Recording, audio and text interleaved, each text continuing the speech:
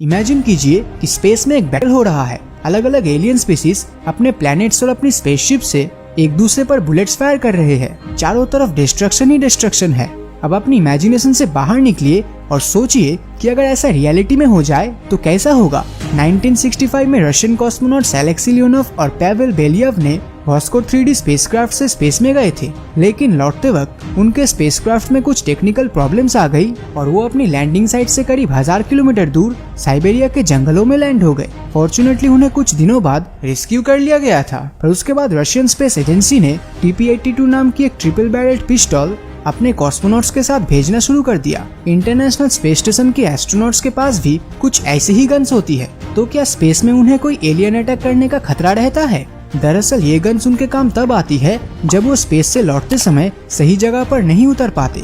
For example, अगर हम Russian cosmonauts की बात करें तो साइबेरिया के जंगलों में वो इन गन्स का इस्तेमाल बियर जैसे वाइल्ड एनिमल से बचने या फिर आग लगाने और रेस्क्यू टीम को सिग्नल देने के लिए इस्तेमाल करते हैं। लेकिन क्या हो अगर हम इन गन्स का यूज स्पेस में ही करें तो? मतलब अगर हम स्पेस में बुलेट्स को फायर करते हैं तो क्या वो पृथ्वी पर फायर की गई बुलेट की तरह ही काम करेगी? यहाँ पर हमें दो चीजों पर अपना फोकस करना होगा। पहली चीज है गन्स और दूसरी है बुलेट। अगर हम स्पेस में गन्स को फायर करते हैं तो उसके आगे वाले बैरल पर एक स्मोक का क्लाउड बन जाएगा। हर गन में एक एयर चेम्बर होता है। जब हम गन से बुलेट्स को फायर करते हैं तो गन का बैरल बहुत ज्यादा हीट हो जाता है। ऐसे में उस चेम्बर में भारी एयर इस हीट को कम कर देती है, बट क्योंकि स्पेस में एयर प्रेजेंट ही नहीं है तो हो सकता है कि आपकी गन ओवरहीट हो जाए और आप अपने हाथों को नुकसान पहुंचा बैठे। चलिए अब बात करते हैं बुलेट्स की।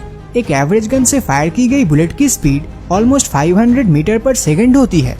धरती पर एयर रेजिस्टेंस होने के कारण बुलेट्स ऑलमोस्ट 500 मीटर ट्रेवल करने के बाद स्लो होने लगती है और धरती का ग्रेविटेशनल फोर्स उसे स्लोली अपने ओर खींचने लगती है। अगर हम एयर रेजिस्टेंस को नेग्लेक्ट कर दे और एक बुलेट को वर्टिकली फायर करे तो वो बुलेट अप्रोक्सीमेटली 12.5 किलोमीटर तक ट्रेवल करेगी।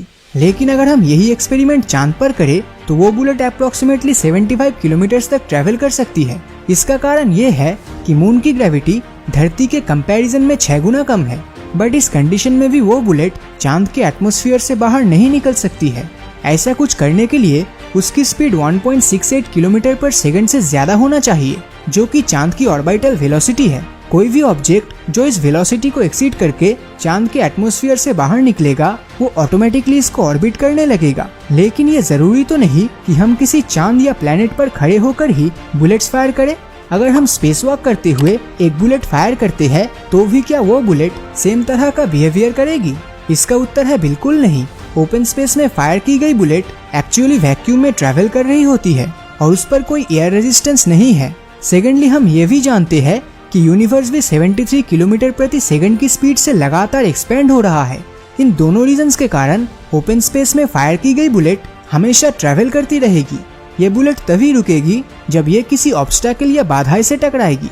यहाँ पर एक इंटरेस्टिंग बात और भी है जिसे हम नेग्लेक्ट नहीं कर सकते, और वो ये कि स्पेस में गन्स चलाने वाले के साथ क्या होगा। अब जैसा कि आप जानते हैं कि सर आइजैक न्यूटन ने अपने थर्ड लॉ में कहा था कि हर एक्शन का एक इक्वल और ऑपोजिट रिएक्शन होता है, तो क्या बुलेट्स को फायर करने वाले एस्ट्रोनॉट्स भी उसी वेलोसिटी से पीछे की ओर ट्रेवल करने लगेगा? अगर आप ऐसा सोच रहे हैं, इट मीन्स आप उस एस्ट्रोनॉट के एक्शंस को बुलेट की वेलोसिटी से कंपेयर कर रहे हैं, बट एक्शन तो यहाँ गन पर हुआ था और गन तो कुछ सेंटीमीटर ही मूव की होगी। इसका मतलब एस्ट्रोनॉट्स भी अपनी पोजीशन से ऑपोजिट डायरेक्शन में कुछ सेंटीमीटर से मूव करेगा। वैसे क्या आप इमेजिन कर सकते हैं कि स्पेस में आपकी चलाई गन आपको भी लग सकती है? और मैं यहाँ डेलिबरेटली अपने आप को फायर करने की बात नहीं कर रहा हूँ। ऐसा कुछ तब पॉसिबल है जब आप किसी प्लैनेट्स के ऑर्बिट में फंसे हो और उसको रिवॉल्व कर रहे हो। ऐसे में अगर आप गोली चलाते हैं तो वो गोली भी उस प्लैनेट को ऑर्बिट करने लगेगी, और अगर आप एक सर्टेन टाइम तक सेम पोजीशन में बने रहे तो वो बुलेट सीधा आपके पीठ पे जाके लगेगी। वीडियो गेम्स और मूवीज में जब आप स्पेस फाइट्स को एंजॉय करते हो तो गन्स और एक्सप्लोजन के साउंड्स आपको बहुत एक्साइट कर देते होंगे, बट जब हम रियलिटी में स्पेस में गन चलाएंगे तो हमें उसका कोई साउंड सुनाई नहीं देगा। इसका रीजन ये है कि स्पेस में हवाएं नहीं होता और साउंड वेव्स को स्पेस में ट्रैवल करने के लिए किसी न किसी माध्यम की जरूरत पड़ती है। 1975 में रशिया ने R-23M कार्टेक नाम की एक 23 मिलीमीटर कैनन गन को ट्यूप्लुव Tu-22 नाम के सुपरसोनिक बॉम्बर एयरक्राफ्ट में इंस्टॉल किया था। कहते हैं कि बाद में उन्होंने इसका इस्तेमाल स्पेस में फायर करने के लिए भी किया था और इससे 20 सेल्स भी लॉन्च किए गए थे।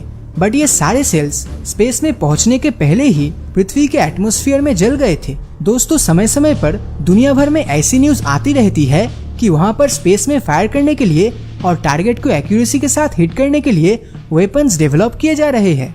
ऐसे में सवाल उठता है कि क्या हम इंसान भविष्य में होने वाले किसी स्पेस वॉर की तैयारी कर रहे हैं और क्या हमें एलियन अटैक्स का खतरा सता रहा है। अब ये तो मैं नहीं कह सकता कि भविष्य में ऐसा कुछ होने वाला है कि नहीं, बट इसके पीछे बहुत से रीजंस है।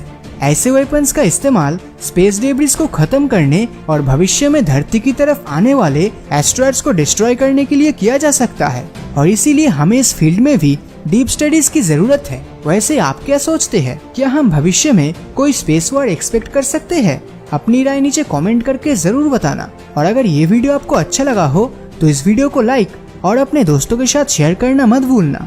और अगर अभी तक आपने हमारे चैनल को सब्सक्राइब नहीं किया है तो सब्सक्राइब करके नोटिफिकेशन बेल को ऑन कर दीजिए, क्योंकि मैं ऐसे ही वीडियोस हर हफ्ते लाता रहता हूँ। तो मिलता हूँ आपसे अगले वीडियो में और हमेशा की तरह थैंक्स फॉर वॉचिंग।